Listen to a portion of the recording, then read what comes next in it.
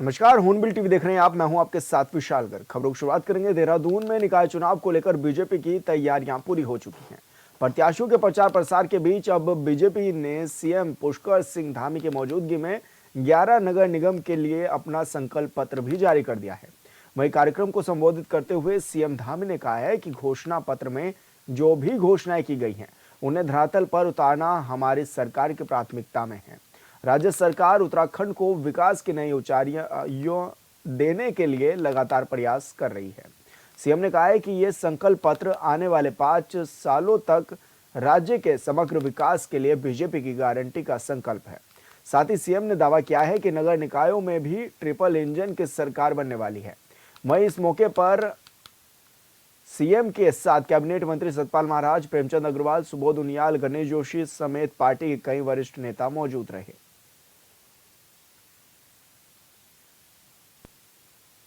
स्वच्छ भारत मिशन के अंतर्गत प्रत्येक नगर में ठोस कचरा प्रबंधन और सफाई व्यवस्था को और सुदृढ़ किया जा रहा है, मजबूती प्रदान की जा रही है। Smart city mission, PM Svanidhi योजना, प्रधानमंत्री आवास योजना, अमृत योजना जैसी विभिन्न जन कल्याणकारी योजनाओं का लाभ उत्तराखंड के प्रत्येक नागरिक को देने का प्रयास किया गया है। साथ ही विकास भी और विरासत भी, इस मूल मंत्र के साथ राज्य की समृद्धि सांस्कृतिक विरासत को संरक्षित और संवर्धित करने की दिशा में निरंतर प्रयास किए जा रहे हैं।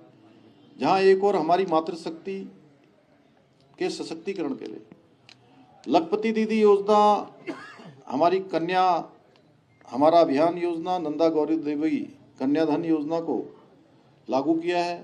अनेक स्वयं सहायता समूह को लगातार मजबूती देने का काम किया है। वहीं युवाओं के लिए कौशल विकास और विभिन्न स्वरोजगार की योजनाओं के माध्यम से नए रोजगार के अवसर सृजित करने पर भी विशेष ध्यान किया गया है।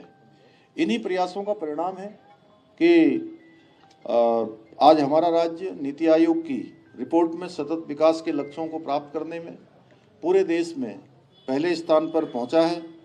इतना ही नहीं, आज हम युवाओं को रोजगार देने में भी अग्रणी राज्य बनकर उभरे हैं।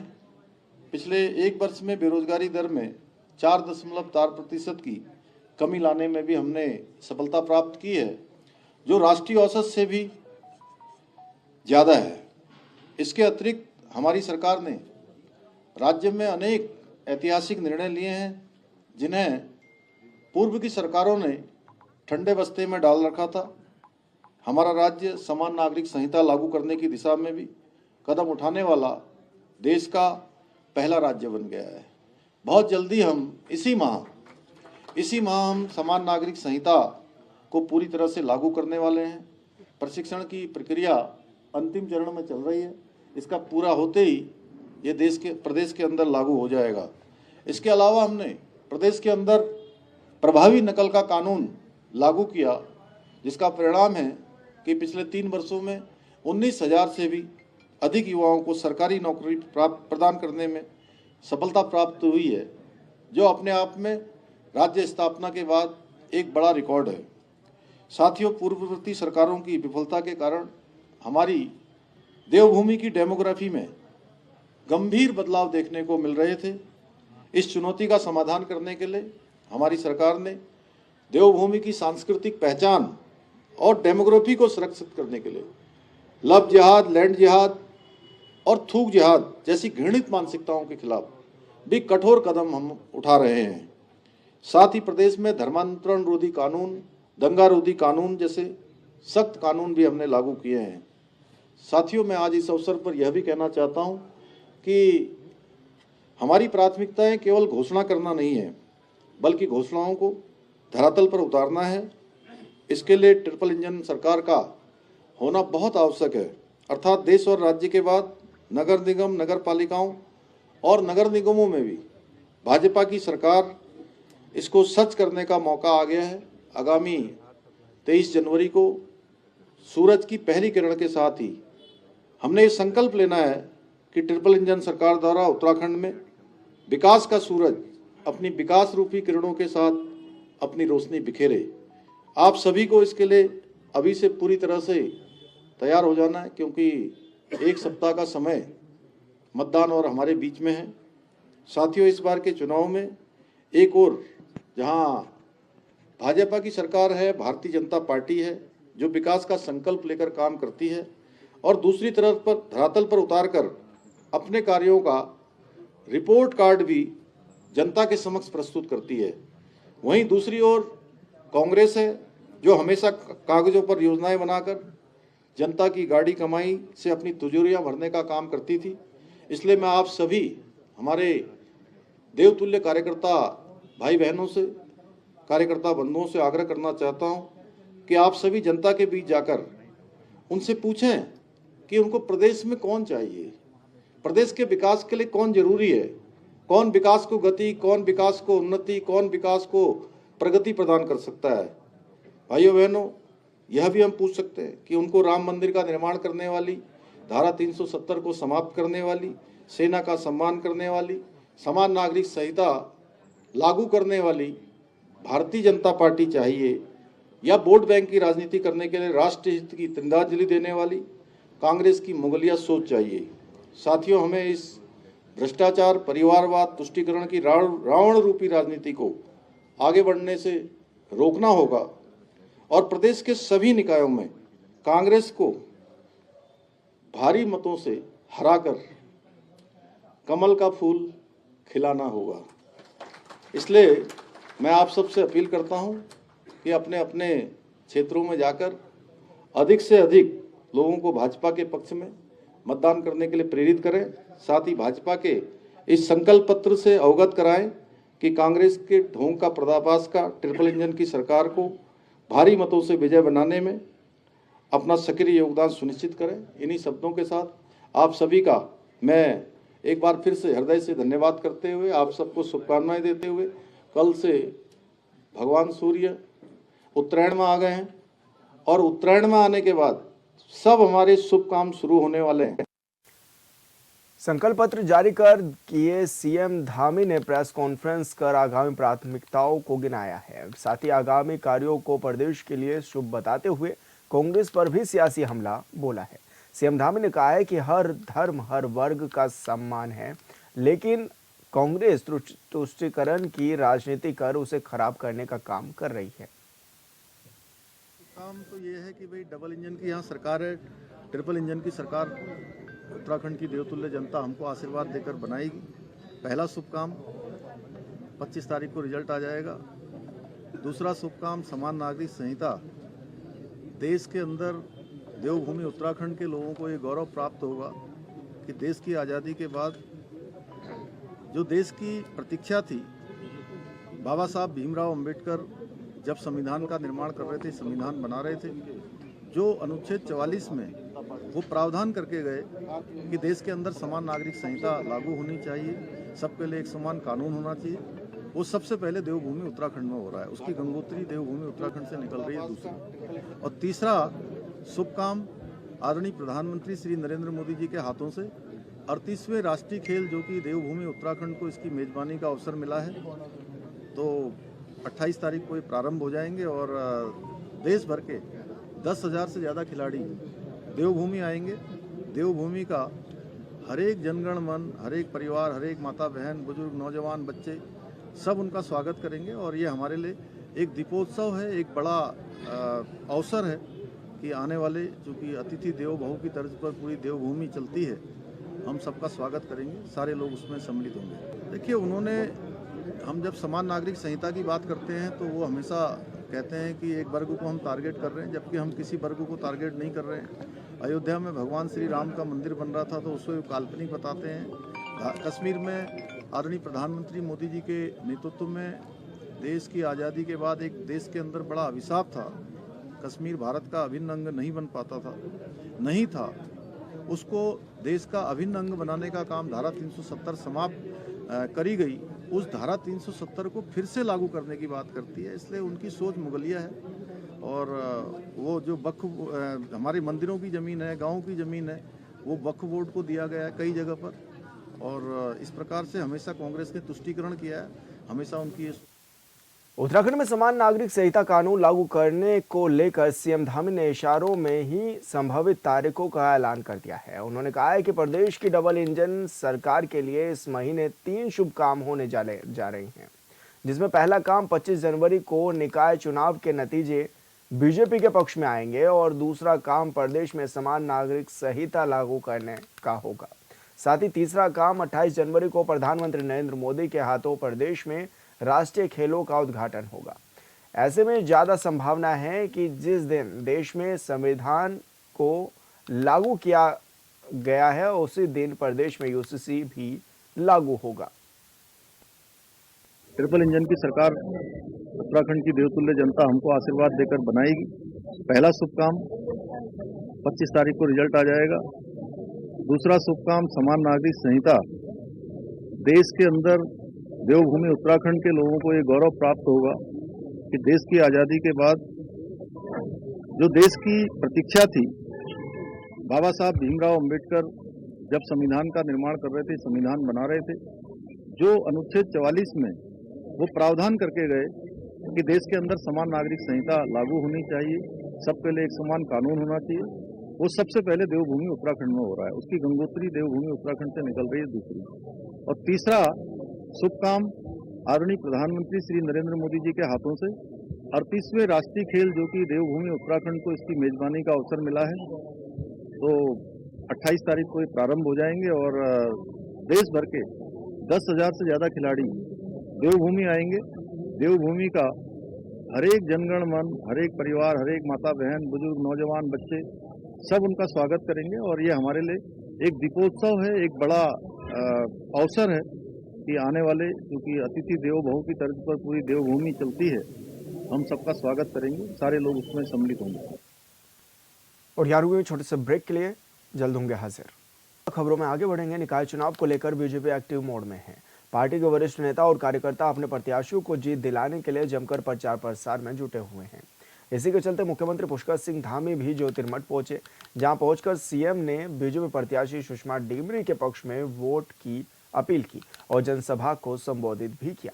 इस मौके पर सीएम के साथ बीजेपी प्रदेश अध्यक्ष महेंद्र भट्ट और बीजेपी नेता राजेंद्र भंडारी भी मौजूद रहे।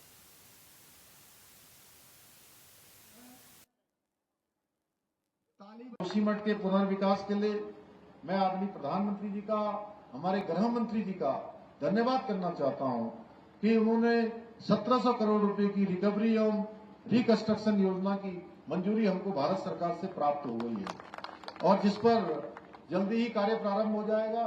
और शैलेंद्र भाई, जब मैं उस समय आपदा आई थी, हालांकि मैं इनको लगातार पूछता था, बात भी करता था, हम लगातार मिलते भी थे, भंडारी जी भी मिलते थे, सब लोगों से बात होती थी।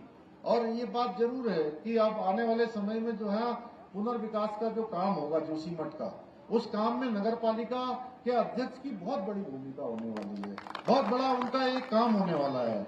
इसलिए भाइयों बहनों, ये चुनाव और भी महत्वपूर्ण है। हमारी सरकार पलायन जैसी बड़ी समस्या के लिए भी संकल्पबद्ध होकर काम कर रही है कि पलायन रुके, हमारे यहाँ के नौजवानों को रोजगार से जुड़ने का अवसर मिले, रोजगार के अनेक अवसर सर्जित हो। इसलिए हमने आज प्रदेश में जहां एक और मधु उत्पादन के क्षेत्र में, दुग्ध उत्पादन के क्षेत्र में, कृषि, बागवानी, सुगंधित पौधों एवं फूलों की खेती को भी लगातार हम प्रोत्साहित करने का काम कर रहे हैं। अनेक क्षेत्रों में हमने मिशन एप्पल, मिशन कीवी ये सब प्रारंभ किया है, जिससे हमारे किसान भाइयों को भी, हमारे पर्वतीय क्षेत्रों में, कृषि के क्षेत्र में भी उनको आगे बढ़ने का अवसर मिले। इसके अलावा प्रदेश में अभी मुझे बड़ा अच्छा लगा, समूह की बहनें हमको यहाँ अरसे देकर गई, अपनी चटनी अचार देकर गई और वो दाल में छौंका लगाने वाला फरड़ भी देके गई। और उधर जब्बू बोलते हैं, जम्बू और शेकुआ बोलते हैं, कहा जौलजीबी और उधर के क्षेत्र में जो मुनस्यारी के क्षेत्र में। तो मैं बचपन से जो है इसको मुझे बहुत अच्छा लगता है और मैं जहां भी मेले में जाता हूँ, जोशीमठ के मेले में भी आया था उस दिन, तो उस दिन भी यहाँ से मैं जो है ये ऋण जो है लेकर गया था अपने साथ, जौलजीबी से भी लेकर आया था। जब भी मैं स्वयं सहायता समूह के बीच में जाता हूँ तो जरूर मैं इसको कोशिश करता हूँ कि जरूर लूं। तो प्रदेश में हम होम स्टे योजना, लखपति दीदी योजना और सौर स्वरोजगार योजना, ऐसी अनेक योजनाएं लागू करके आज हम रोजगार और स्वरोजगार को बढ़ाने के लिए निरंतर प्रयास कर रहे हैं। आज इनसे कई हजारों हजार महिलाएं हमारी स्वयं सहायता समूह के माध्यम से रोजगार को प्राप्त हो रही है। 1 लाख दीदी हमारी लखपति दीदियां बन गई हैं अभी तक, जो हमारे लिए एक बहुत बड़ा प्रोत्साहन है कि आने वाले समय में हम 1.25 लाख दीदियों को और लखपति दीदी बनाने वाले हैं। शीतकालीन यात्रा, इसी क्रम में हमने इस बार शीतकालीन यात्रा भी हमने प्रारंभ की है। 8 दिसंबर से ऊखीमठ ओंकारेश्वर भगवान के प्रांगण से, जहां भगवान केदारनाथ जी का शीतकाल प्रवास होता है, उस शीतकालीन स्थान से शीतकाल यात्रा का भी हमने प्रारंभ किया है। और शीतकाल यात्रा से इस क्षेत्र में साल भर यात्री आते रहेंगे, चाहे जोशीमठ क्षेत्र हो या हमारे आसपास का क्षेत्र हो। 4 धाम यात्रा पर पड़ने वाले सभी छोटे बड़े शहरों के स्थानीय लोगों को रोजगार और व्यापार से निश्चित रूप से उनका बढ़ेगा, व्यापार बढ़ेगा, आर्थिकी बढ़ेगी और पूरे साल भर अब उनको काम मिलने वाला है। ये तो आप सब लोगों के बीच से शीतकाल यात्रा होगी। आप सोचिए कि जो लोग 6 महीने होटल बंद कर देते थे, केवल उनको देख रेख करनी पड़ती थी, अनावश्यक रूप से जो है सारी चीजें उनकी जो है बंद पड़ी रहती थी, चाहे होटल हो, टैक्सी वाले हो, ढाबे वाले हो, अन्य भी जो भी काम शीतकाल यात्रा से जुड़े हुए हैं। तो हमने ये यात्रा इसलिए प्रारंभ की है कि अब पूरे साल भर किसी को भी खाली न बैठना पड़े, हर एक को काम मिलेगा। यहाँ पर भाइयों बहनों, इन कदमों के साथ ही हमने प्रदेश के अंदर अनेक और भी काम किए, जैसे सख्त नकल विरोधी कानून हमने लागू किया है। उसका परिणाम हुआ है कि पिछले 3 वर्षों में इस नकल अध्यादेश के आने के बाद 19,000 से भी ज्यादा हमारे प्रदेश के बेटे और बेटियों को पारदर्शिता से हम नौकरी देने में हमने सफलता प्राप्त की है। एक भी मामला कहीं नकल का नहीं आया है, जो एक बहुत बड़ा रिकॉर्ड है। आज हम प्रदेश के समग्र विकास के लिए काम कर रहे हैं। प्रदेश के अंदर जो डेमोग्राफी प्रदेश की चेंज हो गई थी, अत्यधिक लोग इधर उधर से आ गए थे, किसी का आपराधिक इतिहास है, कोई संदिग्ध अवस्था में रहा है, लेकिन वो प्रदेश के अंदर आकर यहाँ की डेमोग्राफी को, यहाँ की जनसंख्या को अनावश्यक रूप से असंतुलित करने का काम कर रहे थे। हमने उसके खिलाफ भी कठोर कार्रवाई की और हम आगे भी संकल्पबद्ध होकर उस पर काम कर रहे हैं कि हमारे राज्य की जो डेमोग्राफी है वो खराब ना हो। हमने धर्मांतरण रोधी कानून बनाया है, हमने दंगा रोधी कानून लागू किया है, लैंड जिहाद, लव जिहाद के खिलाफ, या अभी हाल में एक थूक जिहाद जैसी जो घृणित मानसिकता है, इसके खिलाफ हमने कठोर कार्रवाई की है। इतना ही नहीं, देश में हमने सबसे पहले समान नागरिक संहिता का हमने कानून बनाया है, जिसको भाइयों बहनों हम इसी माह जनवरी माह में हम उसको लागू करने वाले हैं। हम प्रदेश में हर प्रकार से सुख शांति और सुशासन स्थापित करने के लिए हर संभव प्रयास कर रहे हैं।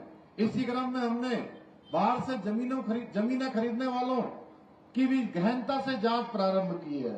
जांच हमने शुरू कर दी है।